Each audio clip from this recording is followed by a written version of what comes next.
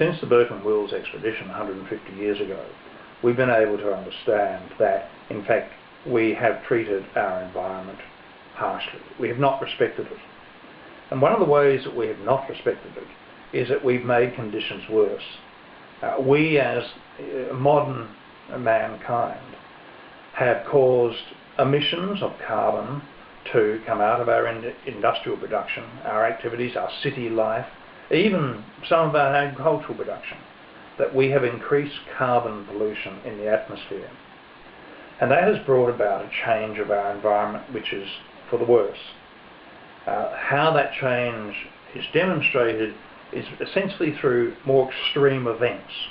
We have hotter temperatures, we have heat waves which we've never known before, and then when it does rain, and it will rain during this climate change time, it's more extreme.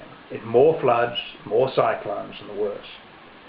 So in that context, if one compares what the environment was like 150 years ago with the environment today, we understand that what we really have done is we have misused the environment. We now need to produce our energy in a clean way, a green way. Now, at the moment in Australia, the majority, something like 96% of our energy production comes from the burning of brown coal.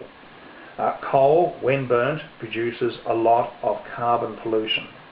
And carbon pollution is what impacts upon our environment so seriously. There are lots of alternatives. These are what are called renewable energy alternatives. And they're essentially ways by which we produce power which does not pollute the atmosphere. It doesn't give out carbon. Now, one of the most interesting ways by which we Australians can produce power is from what's called geothermal power.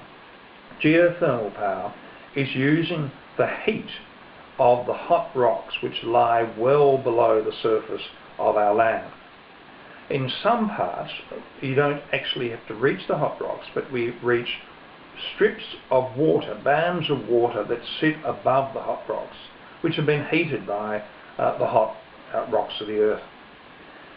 If we access this hot water and bring it to the surface, that hot water can then be used to drive heat turbines, and heat turbines can actually produce electricity. Along the Burke and Wills track, for instance, there's a town called Birdsville. Birdsville is in central Queensland, and Ergon Energy has been producing geothermal power through a small power station for that town for about 10 years. And I understand that almost half the town's power needs are met by that very small pilot, in fact, to trial geothermal plant. So the future of this country is to look at those sort of renewable energy opportunities. I know there are projects throughout South Australia and Victoria and New South Wales, and in fact over in Western Australia, whereby we can access geothermal power and produce 24/7 emissions-free, totally green energy to do what we do as a modern society.